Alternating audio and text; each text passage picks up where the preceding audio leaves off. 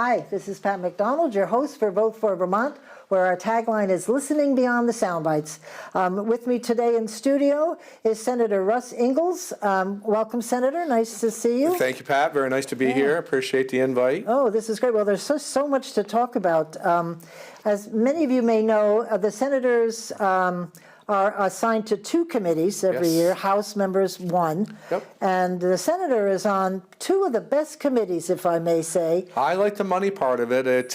One thing I like about money is that you don't have to really try to convince somebody their position is flawed. It's either there or it's there. There you go. That's what I like about it. We have the money or we don't. Right? We either have it or we don't. We just have to know what box to put it in.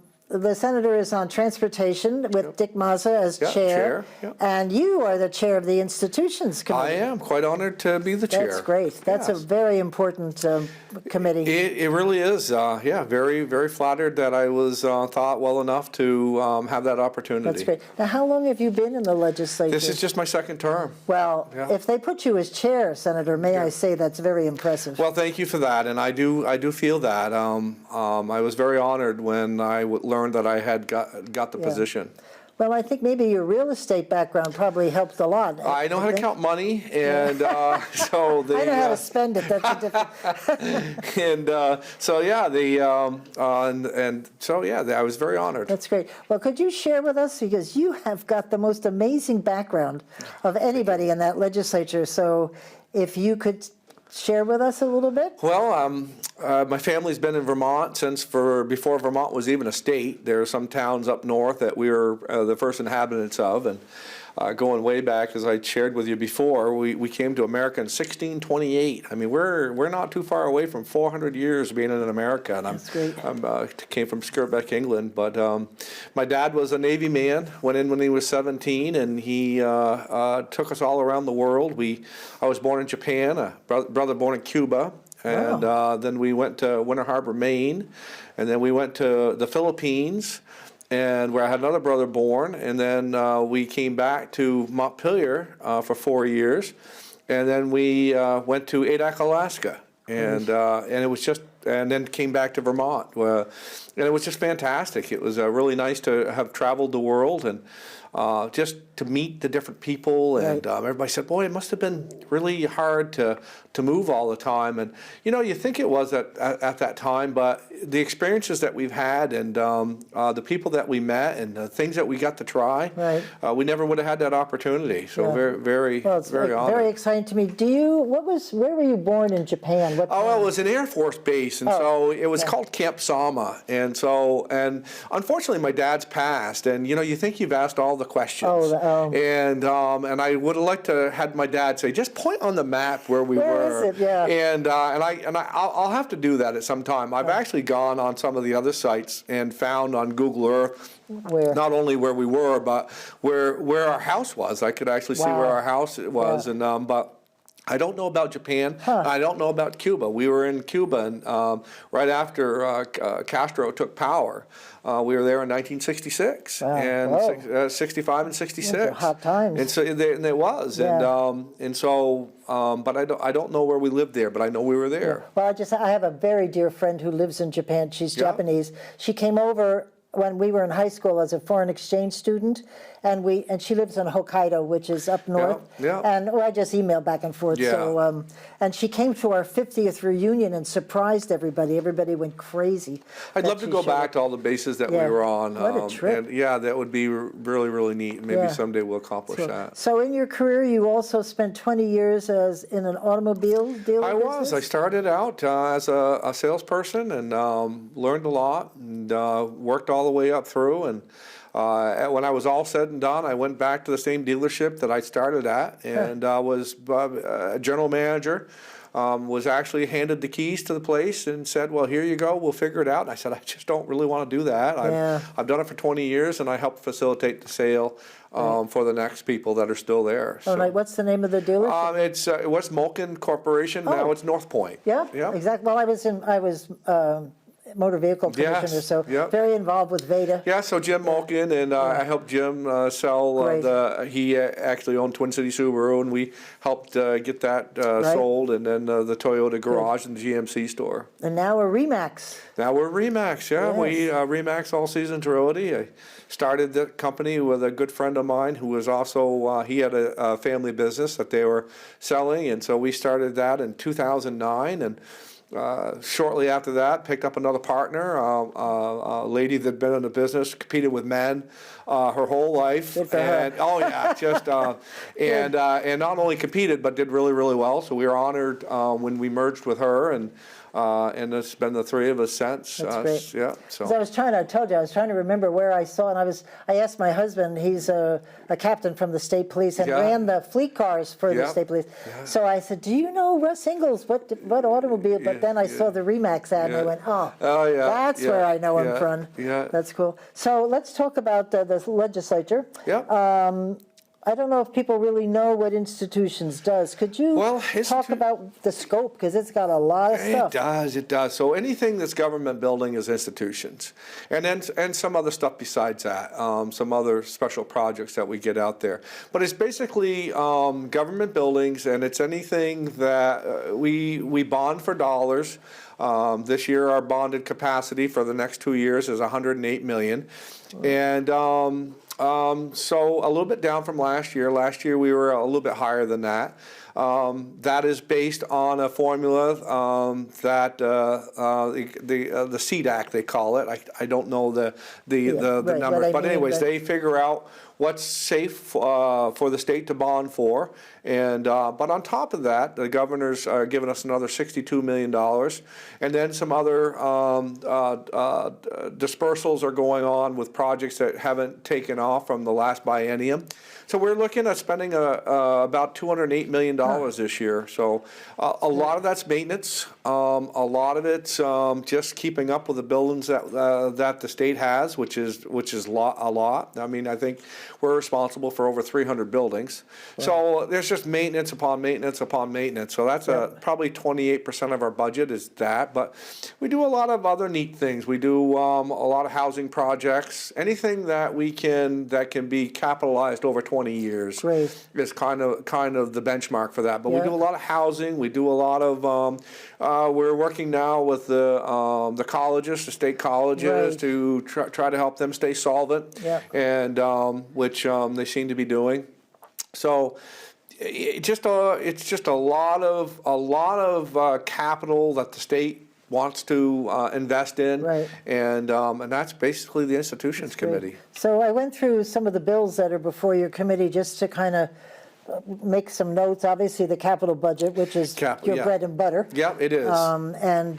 Is this something the governor puts that together? The governor puts that together. Yeah, the governor's recommend, and then of course we have a House counterpart. We have House Corrections and Institutions, and they get the bill first. And Alice Emmons is Emmons. Oh, she's great. She was her birthday today. Oh, really? Yeah. So we, Dick Mazza, Senator Mazza, and myself went up and sang her happy birthday in front of her committee. Oh, nice. And she's a sharp cookie right there. Do you know? I told you we summer in Maine in Arundel, and we were going to Cape Porpoise, and I passed this magnificent place called the Clock House, the Clock Tower. It's the Emmons Clock Tower. Oh, no kidding, We went by, and darned if Alice Emmons wasn't standing outside. Screeched on the brakes, and we were hugging and carrying on. So she goes a couple of weeks in the summer. And so I've seen her in the summer, right in Maine. Yeah, so. she's a hard worker. She's a sharp. She really is. We meet a couple times a week, and I've learned a lot from Alice. I was going to say, you couldn't go wrong. Oh, you just pay attention. She's been in that committee. Been a long time. That's where she's been mostly. Long before me. And, in this business, you can do a lot of talking if you'd like, but it's sometimes just better just to be quiet and listen a little bit, and you'll learn a lot more. Exactly. Well, she's got it down. Yeah, she does. So then you've got capital projects. And what are the primary... Have you been involved in the schools? Yeah, well, we don't have any school funding. They got rid of that out of the capital, but I heard. I think at some point in time that we're probably going to see that back in the institutions. I don't have any direct. We're going to have funding for schools back in the capital budget, but I don't know how we can't. We haven't built schools for a long while. Right. Well, as we see Burlington now. Yeah, that's what I was just going to ask you if you were involved in Burlington. We're not. We're not on that. But about $250 million. And so you start talking about numbers like that, and I think at some point in time, and we just haven't built any schools for a while. Right. But like anything, like with institutions, where these buildings that we have, and we're new roofs and HVAC systems and heating systems and everything. It just Vermont winters are very, very hard on these buildings, and so for sure. So not too much with that, but we do.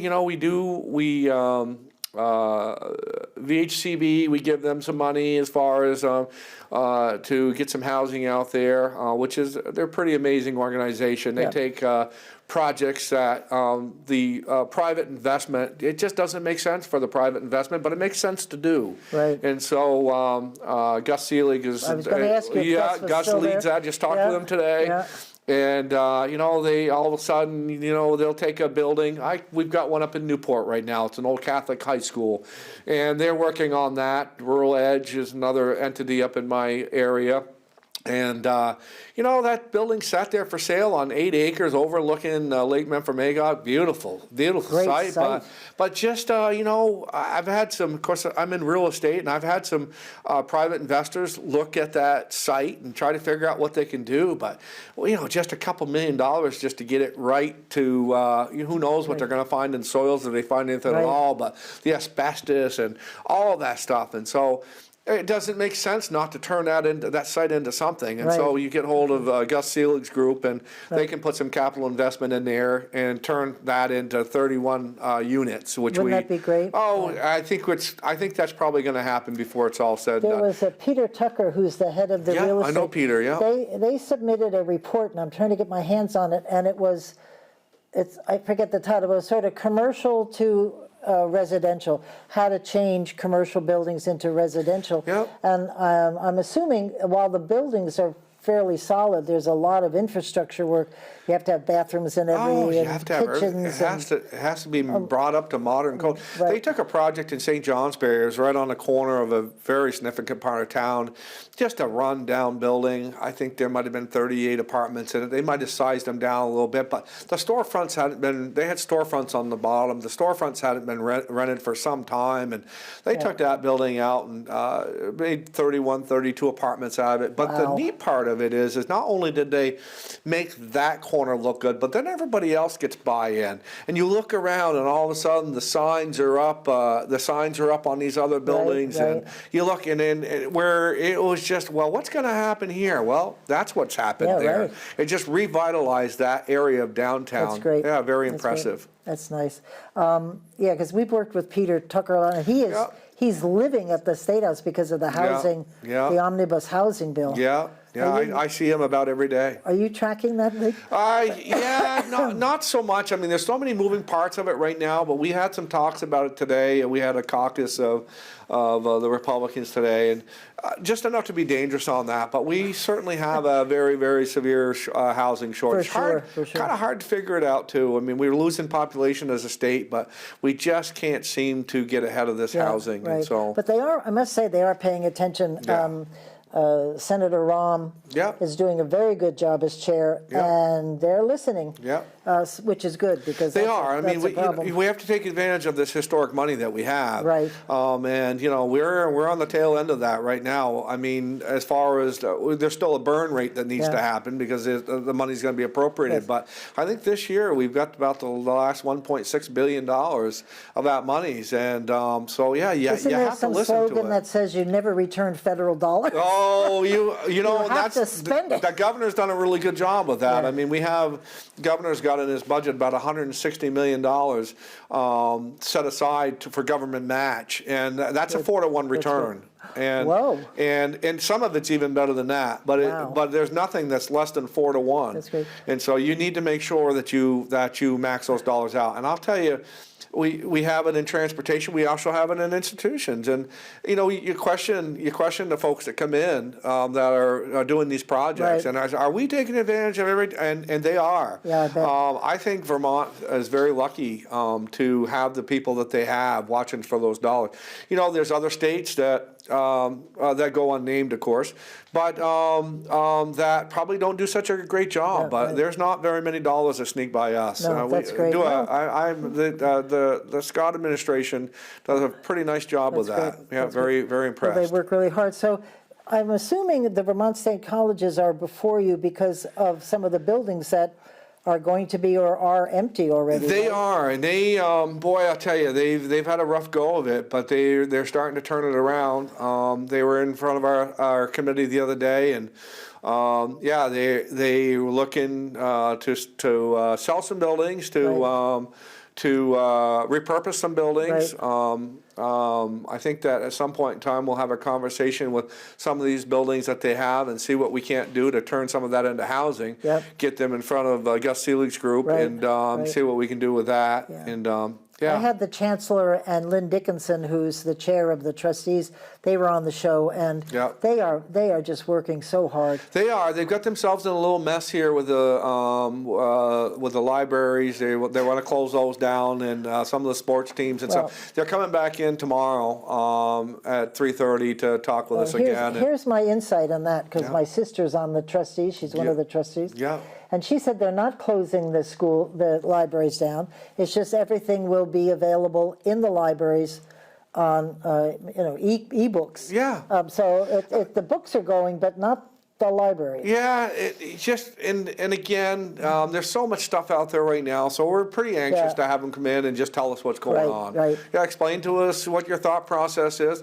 I wish they would have done that the other day, because no more than they get out and then it hit the press that that's what they're doing, and we could have saved them a lot of time and us a lot of time, but that's okay. We'll There's have so much. There's so much, and all you do is miss one thing. And you're but a lot of it's us too, because I like a lot of questions. I've got a new committee on my institutions committee, and so we get a lot of questions asked to get our committee educated and stuff, and so we could have got them off their game fairly easy as well. So they're coming in tomorrow, and I'm sure we'll have a good discussion about that. I don't know. That's what I heard, and I follow the trustees, and as part of my association with Campaign for Vermont, I follow the trustees and what they're doing, and I think they have done a yeoman's job in reaching out and including students, including the public. I mean, there's just always moving parts. I like the way they're starting to focus on things that are important to Vermont. They're the trades. I'm sorry, but not everybody's going to go to college. We still need people to fix stuff. Right. And they're focusing on that. We have a severe nursing shortage. I think they're putting out about a little over 400 nurses a year. That's great. They're building these. In fact, we were talking about the capital budget. We funded a couple of the high-tech labs that they have. They have these mannequins that are so high-tech, they can program them to simulate a heart attack, or even some that simulate birth. Whoa. And these things are so high-tech that if you make a mistake with them, they'll actually say, ow. And so That's funny. Yeah, funny. No, it really is. And so so they. Well, and those traveling nurses are killing the budgets. Well, they are so expensive. They are. The neat thing about it, and we asked a question the other day. I was happy with this, and I believe the answer was that about 73%. And it might have been a little higher than that, but I'm going to stay with 73% of those graduating are staying in Vermont. Great. So, and we certainly have the need for it. Well, there's certainly jobs there. Now, you are also involved, there's a couple of bills before you about corrections. Yes. And corrections for women. What are they asking for? So we have a correction. We have a facility in Chittenden, in Chittenden County, and it's just not a good place. Right. It just isn't. It's overcrowded. it's just an old building that was never meant to be what it is. And I don't think it's always been overcrowded. Yeah, well, it wasn't even years. supposed to be a prison. It was supposed to be a detox center, a detainee center, and then they've turned it, from what I understand, and they've turned it into a prison. And, you know, you got to give these people hope, and there's not much hope in that building. You know, the people who are in there do a great job, absolutely positively, but you only have what you work with. The building's dysfunctional for what it's doing. So we got to actually, next week we have the HOK, the Hawk Report. We talked with them in the last biennium, the last session, and they have a kind of a new way of putting corrections out there, and a lot of it's stimulation and you know, and people think, well, you know, just because you make it nice, you know, you need to punish these people. Well, you know, you also have to give them some hope and find a way to rehabilitate them and put them in an environment. Yes, they messed up, and yes, they are detained, and yes, you know, but you gotta try to make them better human beings when they get out of there, and not just punish them. And so we're working on that. They're looking at a site right now where it looks St. Albans seems to be a pretty appealing site. I've also heard that Virgins is a pretty appealing site, and I've also, you know, we've also heard, of course, we own some property in Windsor as a state, and so I don't think that anything's been etched in stone. But this new facility that they're talking about, we talked with a lady from Maine that runs the program up there. It's pretty amazing on what they're doing, and so we're looking to build not only a corrections facility but a reentry facility as well. Maybe made them together through some common infrastructure.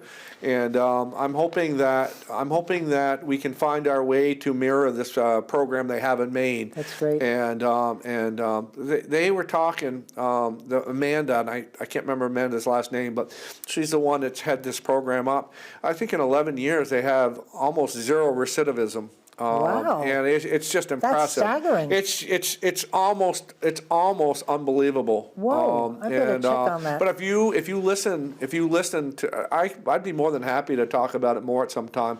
But if you listen to what they do in this program that they put together up there, it's pretty impressive. That's it. Well, I participated a couple of years ago in a mock re-entry. Yeah. That I'm a prisoner. I got out of jail. They give you all these things you have to do: find a home, find a job, find transportation, and I failed. Yeah. Because I think most people would, wouldn't they? Yeah. Well, it was none of us did well. Yeah. And you think, here are these guys, men and women, and you throw them to the wolves. Yeah. And there's support, sort of, but they're on their own, and it's hard. I think one of the things that really struck me the most, a couple of things struck me the most about the women's facility up there is that they talked about trauma and you know, how much they've experienced, and you know, it's not good enough sometimes to just get them out of that, but you got to help them figure it out, and they spend a lot of time.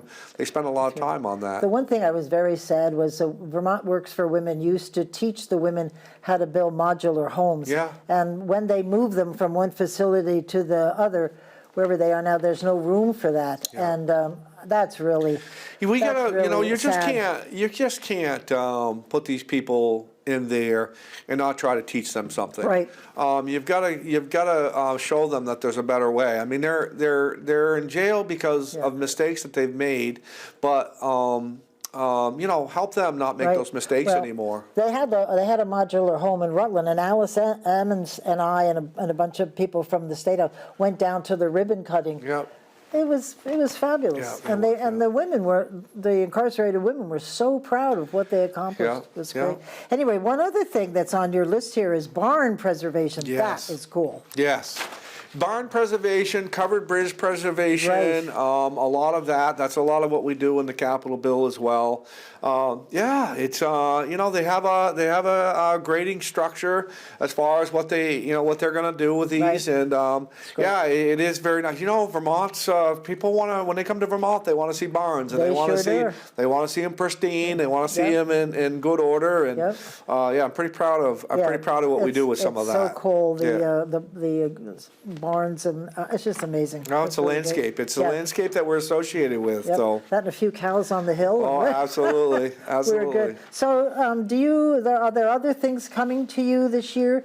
Are you involved? I put down here clean water funding, dam safety. Yeah, we're doing some dam safety. We have a couple. The state owns like 110 dams, and there's one in Waterbury that that's some troubles that could be catastrophic, and I think we got $45 million as far as in that one right there to shore that up. And yeah, there's a grading structure on that as well, and there's some troubling ones, and so we're paying attention to those as well. That's great. Yeah, 'cause that's all Waterbury needs is have a dam break. Yeah, flooding. More flooding in Waterbury, right? And if you haven't been through Waterbury lately, you need to go down through it, because in my other committee, we helped Waterbury get all squared away. What a beautiful downtown they have now. It's like what I said earlier. You go down through and you fix this stuff up, and it's just amazing on what it does for your community. All of a sudden, this building looks better, and that building looks better, and this business comes into town. Right?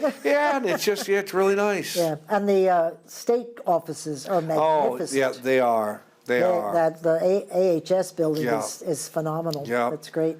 Yeah. In fact, we're going to probably. I think one of the things we're doing is we're looking at selling a few properties within the state of some buildings. With this working from home now, telecommuting and stuff. And so we're gonna. We got to be careful not to. Things change, right? So this telecommunicating works fairly well right now, but who knows if that's the way that's going to be. Right. I know that we make a lot of decisions based on that to attract help to come here and stuff, but we have a lot of buildings, and we're looking to offload a few of those, and one of them is in Burlington, and where if that's a decision that we end up making, we'll having some of those folks move to that Waterbury complex, which is very, very nice. Yeah, it's a very nice building. And you're right about Waterbury. They have so many restaurants now, and there's always something going on there. Yeah, easy to get to too. Off of 89 for the folks that have to commute. Right. Yep. Yeah, that's really cool. And clean water? Is that clean water, we're doing a lot. We're trying to help some of the folks that just so much with clean water. I mean, everything from helping the moderate to low income Vermonters whose septic systems have failed and causing problems with that. Trying to get some of these towns funding so that they can get wastewater treatment plants in, and keeping that water pristine, keeping it from leaching into our rivers and stuff. Keep the phosphate you're out. You're not involved in Lake Champlain, because that's probably we are a little bit as far as we touch upon some of that, but yeah. Because I haven't heard much about Lake Champlain, and I know that the feds, they keep telling us, if you don't fix it, we're coming in to do it. We talk about that a little bit, and I don't like to lean on any communities and stuff, but it is very discouraging to hear 6, 7, 8, 9 times a year where they've closed their beaches down. I mean, when you have the 7th Great Lake or the 6th Great Lake, and it's right there, and and then all of a sudden, we get a bad rainstorm, and then it floods, and then we got E. coli, and it's not a good look. No. It's been going on for a long time, but they are moving towards a solution, but that needs to be fixed. I would not want the feds to come in, because that would be ugly. And then, we have enough stuff. I mean, Vermont is a farming community, and we have enough phosphorus running in there, enough and all that. So something that is truly man-made. Just fix it. Yeah, just fix it. Just fix it, right? Just fix it. That was our motto at DMV. Well, I say the same thing. I know I talked to the VSEA employees and their union. At one of the meetings I was a couple of years ago, and I just this pension thing, just fix it. Exactly. Just fix it. Get in the same room and fix it. You'll know it when you see it. Yeah, that's right. Just fix it. Yeah. Yeah, that's really great. So maybe we could switch. I'm looking at the clock to talk about transportation. Yeah. And you're the clerk. I'm you're the clerk. You're a glutton for punishment, Senator. It's not as bad as it sounds. Really? Oh, we have such great help and stuff, and we're all involved, and we're all very, very involved. We have a great, both committees. I mean, we have a new committee and institution, but we have a committee. We didn't change any members, any senators from last time. Oh, good. And we work really, really well together. We have a very diverse group from Jane Kitchell, who's also the head of appropriations, and Andy Perchlik and Thomas Chittenden, and of course Chair Mazza and myself. So it's to be clerk, it's not a heavy lift at all. Good group. Great group. Great group. Very nice. Yeah. Well, and Mazza runs a... Yeah, Senator Mazza does a nice job. He's been there for a long time, and there's not a lot of wasted steps. And but I have to say, with AOT and VTrans and all that group, they're on it too. They've got it figured out. Joe Flynn, he's the Joe Flynn's there, Joe Flynn, he does a fantastic group, and it's just he does. Well, it's a big agency too. With 1,000 some odd people. Wanda Manoli does a fantastic job. Done a good job. Yeah, Michelle Boomhauer. I mean, I go on and on and on. Every time I think I'm impressed, and then somebody else comes in and testifies, and they're a very good group. Well, that's always been a very respectful committee. Yeah. We've always, whenever I testify in front of they pay attention because we're sort of the experts, and they would listen. So well, and that's really where it's at. I mean, they are on cutting edge. We've had some concerns about bicycle safety, and we have a lot of e-bikes going out there now, and every project that we do, we're building bike paths, and so by theory, we should be more and more of those, either pedal bikes or electric bikes or scooters on the roadway, and so we tried to get it started last year, and it didn't really go very well. So we put a focus on this year. It was a big part of Senator Mazza's what he'd like to see, and we just didn't really know what the state had, and we brought him in the other day, and boy, we learned a lot about bicycles and really how much they were aware. They've used a lot of the rail trails for that's a great idea. It is a great idea. We're not using the rails, we've got 96 miles of the Lamoille Valley Rail Trail, and you got the Missisquoi Rail Trail that's going to join that. We've got some millions of dollars there that are going to do that, and now we're starting, and we're ways away, but we're starting to think about, we've got a rail trail that goes from St. Johnsburg to the New Hampshire border, so let's try to figure that out. That's if nobody's not been to Burke and seen the Kingdom Trails and the mountain biking and going on up there, but I must tell you, this new section that we're finishing up from Hardwick to Danville, going up through those Vermont mountain tops and up through there, Walden, up through there. It's probably one of the most beautiful sections of Vermont I've ever seen, and that trail goes right straight up through it, winds up through, and it's just beautiful. It really is. That's right. Do you know, I went to the first time ever in Greensboro, the what's that facility up there? They have arts and... they have so much up there. That's another area. I had never been there before, and we went to a Ukrainian fundraiser up there for the Ukrainians who are in Derby, and I was blown away. Just in the middle of Greensboro, you've got this fabulous, I can't remember the name of it, I apologize. That's just a kind of a neat special area. I always loved the story of the Chief Justice Rehnquist went there for years and years and years. And of course, the Chief Justice of the Supreme Court, I mean, a very powerful position. And they said, well, Chief Rehnquist, he said, why do you like Greensboro so much? He says, because they call me Bill. They don't care. They call me Bill. And I always thought that was nice. That's really sweet. That's good for him. So let me go over some of the things that one thing that did catch my eye was the DMV modernization proposal. What are they planning? Well, that is going to be done here come this fall. I mean, we've got the last little bit of it going on, and as you remember from your time, that system needed to be replaced when you were there. Oh, for sure. That system's over 50. Along with STARS and transport. I heard that's still functioning. Yeah, it is, but we're going to have it all switched over by this fall. Good. And it's quite a piece of machine, and they're coming in and they're embracing the transition. I just like the way that they're really kind of tailoring all of the needs of Vermonters and the way that Vermonters do business, from the paying on credit card or what have you, check verification, everything that they're doing. They're making it as easy as they can for Vermonters to do business. That's great. Yep. Good for them. Very Well, nice. It's a great group of people that work there too. It is, yeah. Because whenever I'd work at night, the women downstairs would bring in casseroles. And Yeah. I'd always make sure they knew I was in the office, just in case they wanted to share. Yes. So the EV charging corridors, that's an important thing. Well, just around the State House this year, we're going to spend $100 million to do that. Wow.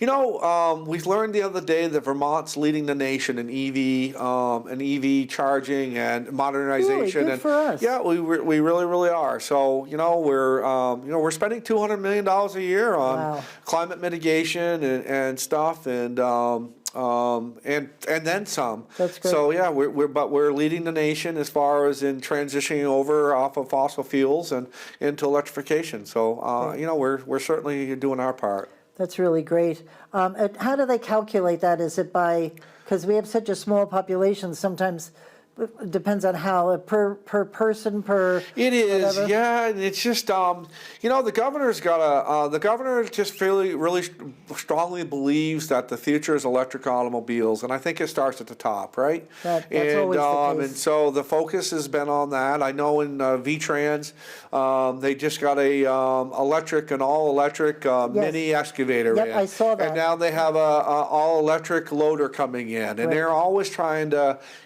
back to institutions with BGS and VTrans as well. I mean, they got mandates as far as when possible to either have a hybrid, plug-in hybrid, or all electric vehicles. And so, we're doing our part. I mean, even you talk about the electric buses. You got Burlington now that has electric buses all along the way. So it's the way we're headed.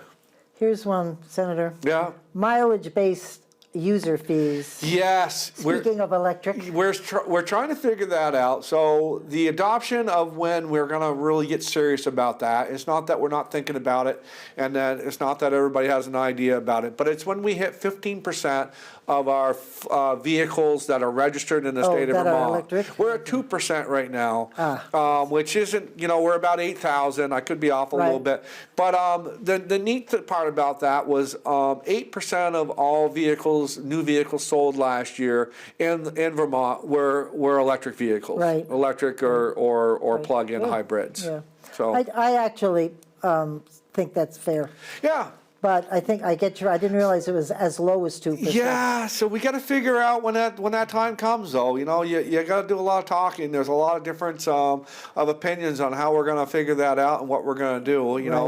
I think that these cars are really smart enough to almost charge the taxpayer almost directly, whether when you plug it in at home it recognizes it. The car will tell you. Yeah. So, but there's a lot of different thought processes on that. I won't get tue far ahed of anybody on that. But yeah, no, it's a big issue. There's a big issue, and at some point in time, I think right now, the last figure is it's only right, in Montpelier, millions are only, but we're about $3 million lost revenue right now as far as what the electric vehicles are costing. But in the bigger scheme of things, that's not. No, I mean when you got an $8.4 billion budget like we've had this year, but still, I'm an old farm boy. $1 is a lot of money to me, and then so you talk about $3 million. But I think at some point in time we've got to,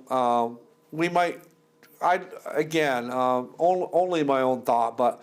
Why do we have to wait until it's a bigger problem? Well, I was looking at that 15%. That may be a little high. Yeah, it might be a little high. So why wait until we have a bigger problem? Why don't we just try to figure it out right now? Right. I'm with you. We've had some people come in, and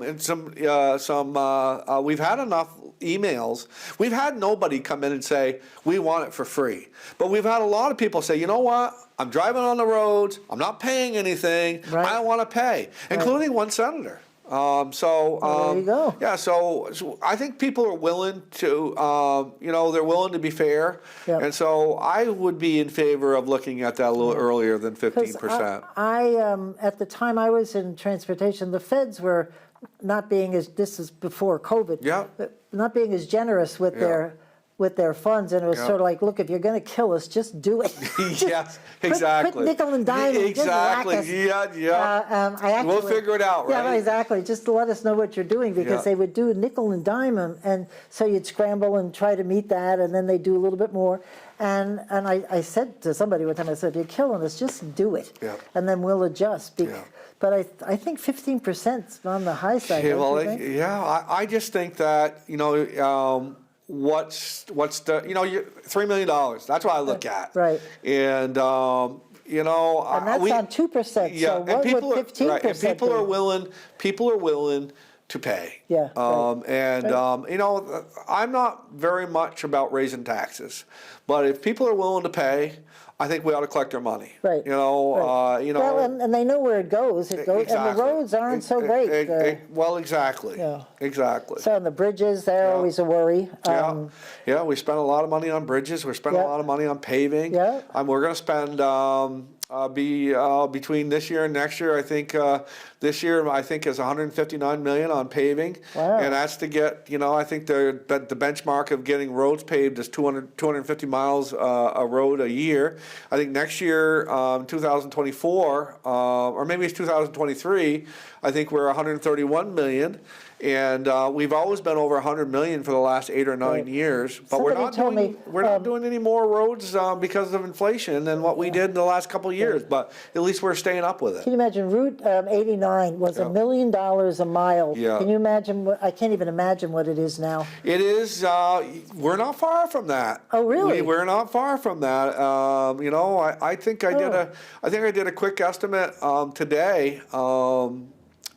I did a quick estimate today when I took what we were going to spend on paving and divided it by 250 miles. And I think it came up to like $670,000 a mile. Really? Yeah. That's surprising. Yeah. That's good, actually. But we can spend more than that. I mean, we talked. We had the pavers in today, so we were talking about that. Good. Yep.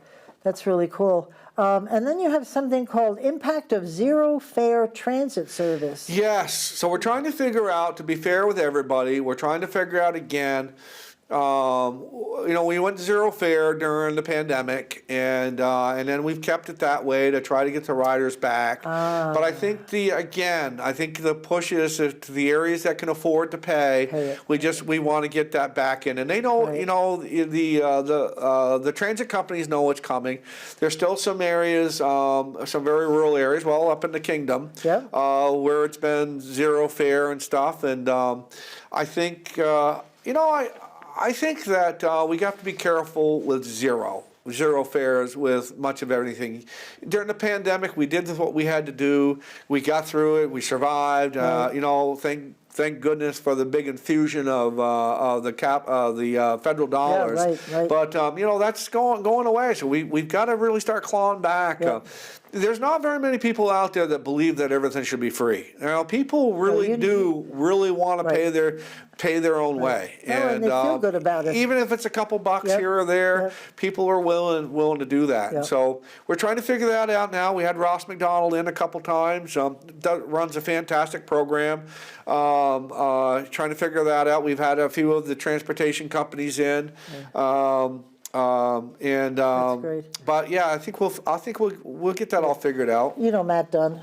Yes. Well, Matt was on Senate Economic Development the other day, and he said something that I'd never thought about. He said they were talking about housing and low-income people. In order to find a place that they can afford, they have to move way the heck out of town, and then they have the added expense of transportation. Absolutely. And so how do they ever get out of poverty? And I thought, gosh, I never thought about that. I know around my way in the kingdom, I'm sorry, but we have our share of poverty. Right, for sure. And I see way too many people walking beside the road for basic necessities of walking into town and going on. And, and I get it. I mean, there's just, you only have so many people, and it is what it is. is, but Right. there's an awful lot of people that are hoofing it beside the road. For sure. And then unfortunately, they're a lot of older folk or folks that probably don't have the Right. best living and not in the greatest shape. And it's They're out tough. there. It really is. Yeah. I think I forgot to say in the beginning that you're from Essex, New Orleans. So Yeah, I'm from. You are in the kingdom. I am in the kingdom. I live in Newport City, and my district is 4 towns, and it's Newport City and Derby and Morgan and Holland, and then all of Essex County, Right. and then right down the Connecticut River Valley and circling Nice. through Concord, and then up into Lindenville. So I have all of Essex County and 4 counties in Orleans and 1 county in Caledonia. Well, that'll Lindenville. keep you busy during campaign 25 season. towns. Whoa. Yes, but I'll tell you, I'm very, it's funny. I mean, my face is going to get red because I'm going to say something nice about myself, and I usually try to stay away from that. But I'm glad that I represent that area because I fight for them. And so in Montpelier, it's not a question of whether they're going to spend the money or not. It's going to be spent. Right, but My how? job is to make sure that our population gets a fair share of That's that. great. And That's great. I apologize to anybody that's listening. I'm not full of myself, but I do a good job of that. Oh, I agree with you, and I think the kingdom knows it too. Yes, I think That's they great. do. Well, they're a good group. They're a great group. They're a great hearty group. Yeah. They got that really work do. ethic stuff They down. just work. 80% of our population, probably in the state of Vermont, they're paycheck to paycheck. They try to figure out how they go to work every day and they come home and they keep their kids busy and they get them to the sports programs and they educate them. And they try to get them to higher education as best they can. And and they don't do it. They do it on what a lot of people in other parts of the state would say, how the heck do they do that? But they do it. They do it. Yep, they do. Yes, ma'am, no, ma'am. And all. Yes. Yes. a little Yes. Polite. That's Yep, cool. Yep. Yep, my vote. So, Russ, is there anything else in transportation? I know there's a couple of other things we didn't mention, but that's going to be a big issue this year coming up. We're not quite halfway there yet. Yeah. Just trying to figure out what we're going to do once all this federal money's gone. We're doing a lot of infrastructure upgrades, a lot of bridge work. The drawbridge is that's a big one. That's just about all done. Yeah. But we have a lot of town bridges too, and there's a lot of money in there for bridges that never would have been repaired. The towns just didn't have the money. So I'm pretty proud about the amount of monies that we're pumping back into the town. It's never enough, but we're getting some pretty good programs back into the town so that they can get those nagging programs or those last miles of road that they that they couldn't get done. That's great. So pretty happy about that. Excellent. So when do you think the federal dollars on the programs are they easing them out or just we're approach? spending the dollars, and so we've got like 4 or 5 years to get it spent. Oh, okay. So we're going to feel the effects of that. We're going to feel that burn rate. Excuse me. It takes a while for that money to burn through the system. You can't, you just can't, it's staggered over, I think, until 2027, 2028. But as far as those dollars, the last little bit was with what Leahy had brought back and Welch and Sanders had brought back. I think they ended up about they did quite well for us. Right, well, Leahy especially. Yeah. He's going to be hard to top. Yeah. I don't think people realize the impact. Well, I'll tell you, he spoke about some of the dollars that he's brought back home and with the positions that he's had. It's pretty significant. Big shoes to fill. Peter and Bernie have a lot of years to get up to. They have a lot of years and a lot of to built up trust, and and we know with the dysfunction that they have down there, there's probably not a lot of getting along to go along. So there's a lot of fighting. I think Leahy had that down to a science. Yeah. But anyway, so I also wanted not just those two committees, but you've also put in a couple of bills yourself. I have. I'm not a big bill putter in her. I mean, I think right now I counted today that we're up to 275 bills in the House and we've got 80, 85 bills in the Senate, and but you know, a few bills. One of them is you know, this thing with stealing these catalytic converters. Had about enough of that. Right. That is just enough is enough is enough. I mean, when somebody comes in with 10 catalytic converters that are all good, clean, and shiny, and you know, and you got to look at the person that's bringing them in and what kind of shape they're in and what they're driving and all that. Chances are they just didn't find these catalytic converters beside the road. You don't think so? No, probably not. And I just think it's time to.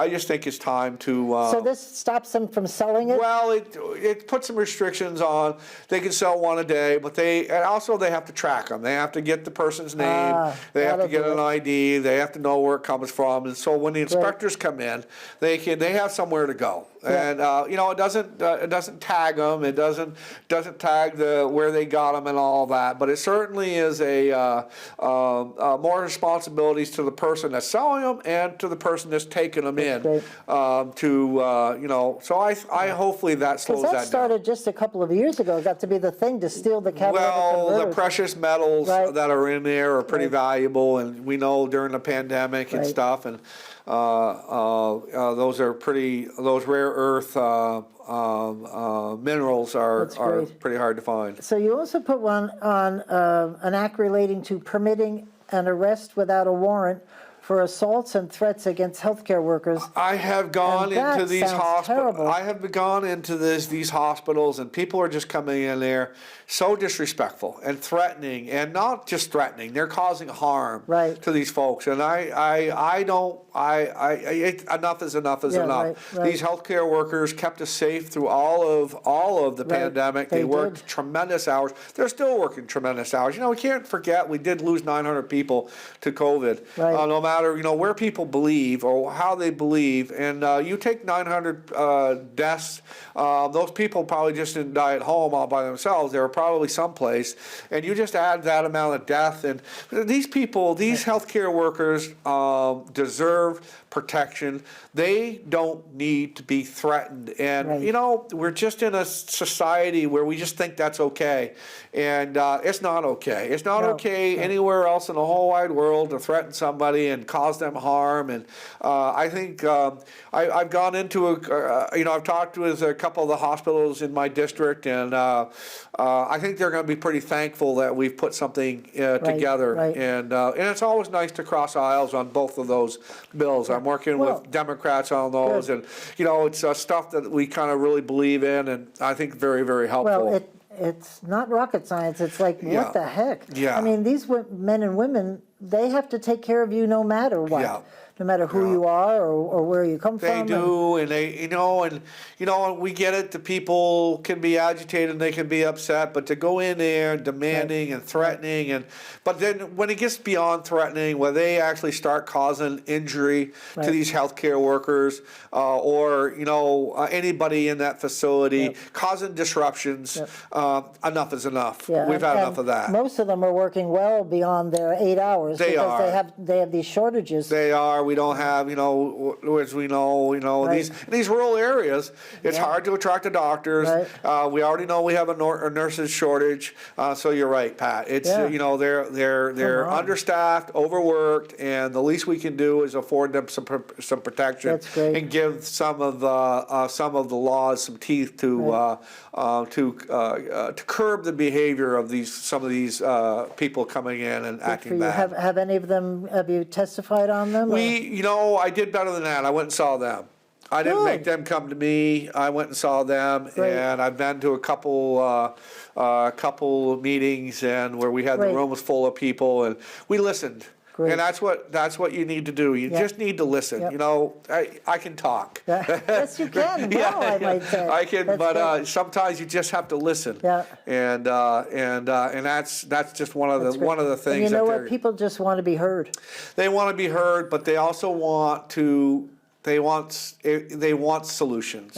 And I feel both of those bills that I've signed on to I'm also thinking about putting one in. We ask the public to give a lot of their land for folks to use for recreation, and I want to find a way to reward those people with some kind of tax break, maybe a lot in the structure of what current use does. Right. We're not talking about thousands of dollars. We're talking about a couple $100, Right.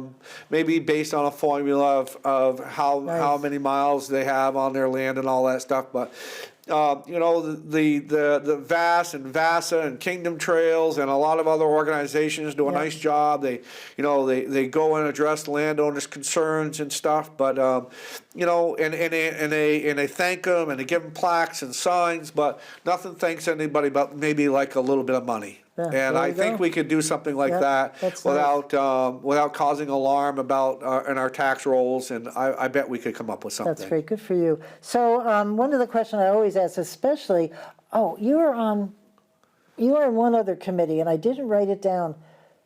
Oh my gosh, blank. Conference? No, not conference. What is the name of it? Oh, I've been on some conference committees and stuff like that. No, but nothing. it was something. It's where I think where you're looking to find people and what is that? Canvassing committee? Yes, thank you. We haven't met yet. We haven't met yet. I should know Well, this. you know what? I'd like to tell you. That's funny. But I'm gonna when we have our meeting, I'll figure that out. And I'm not quite sure how I got there, but I don't think they could find somebody to go. So they said, we'll have Russ go. Oh, that's funny. Because I must have been a shy group, and they didn't want to talk very much. So we'll send him in there. Senator. He'll light that thing up. I like, what is the canvassing committee? I don't even know. So I don't know myself, and I'm embarrassed a little bit to say that, but we'll find out. Oh, sorry about that. I'll report back. Okay, report back to me after that. Well, actually, Ann Donahue's, we're doing a show with her, and she's on the canvassing committee. Yeah, so I might stick around and listen. Find out what that is. But before I started down that road, how do you keep in touch with your constituents? Because they want to hear from you. Yeah. And with all the stuff you're doing, how do you find time? Do you stay down here? I don't. I stay one night just to break it up. I stay on Thursday nights to break it up. But, you know, I have a very busy real estate practice. Right. And one of the things that I'm very good about is communicating. And I can just communicate in any way that they want to, whether they want to text me or email me. We have a lot going on with this clean heat standard, this S5 bill that's coming through. And I counted last Friday, I had over 400 emails. And now through this weekend, I'm up over 500 emails. And most of the people aren't even in my district, but I just figure if they email me, I'm going to answer them back. That's quite the bill. Yeah, it is. Not too thrilled with it. No, I just hope that that we just it's just not ready for prime time. That's all I can say. I think even the governor has asked for them to put the brakes on. Yeah, we defeated it last year, and the governor had vetoed it, and the House sustained it, and so. What's the purpose of this bill? I just think it's just to punish fuel dealers. But at the end of the day, this is what I don't like about any of that stuff. Anytime I wanted anything from my neighbor, I go and put my arm around them and I say, hey, let's try to do this. But it's just too many times we've caught these folks saying, you know, we've got to punish people to get them off of fossil fuel. Punish people to get them off of fossil fuel. We'll teach them. Yep. But, you know, unfortunately, it impacts the people on the lower part of the economic scale. Right. They're the ones. You know, I'm going to be fine. I really, really am. But, you know, the folks that just, you know, living, you know, the governor said it well. It doesn't take very long in this state to go from prosperous places, prosperous looking homes to blue tarp covered roofs. Right. And we have a lot of those. Yep. We just do. And they just can't, with the population, 80% living paycheck to paycheck, they just can't afford it. They just can't afford it. Right now, it's 4 out of 5 people deal with food insufficiency. Yeah. That's 40% Vermonters. Yeah. What is that about? It's just, you know, we got to be better. We got to be nicer. You know, Vermont, again, we're leading the nation in EV adoption. We'll do it. I mean, I think if anything, we showed during COVID times, we'll do what we need to do. Right. We'll do it. But by doing a program like this where you're punishing people, it doesn't allow everybody to participate. Right. Everybody will do with what they can do. Right. And just to go out there, and what are you going to do with that money? What are you going to do with it? Right. We got to live within our means, and we've done a really nice job with that. Right. You know, everything that the governor has proposed is paid for. It's a balanced budget, right. And we're getting there. We're getting there with Vermonters willing to do it. And as long as they know what. I mean, yeah. You know, talk, explain it, and we're in. Yeah. So we are sort of running out of time, Senator. Yeah. I am thrilled that you came on the show. This has been a great conversation. Well, I'm thrilled to have been here. I appreciate it very much. No problem. I'll come back anytime you'd like me. Excellent. Well, if you got something to share, just give us a holler. We're here. Thanks, and Linda Sullivan's part of our team. Yes, Linda, yeah. And Ben Kinsley, and we have a good... Oh, Ben, good, yeah, I know, yeah. Yeah, he's coming in a little bit later, but he's a good guy, and so is Linda's great. Yeah. So anyway, thank you, Thank you very much. Really appreciate it very much. Thank you. Honor. All right, stay tuned all. We'll be back soon, and this is Pat McDonald, your host for Vote for Vermont. And remember, keep listening beyond the sound bites.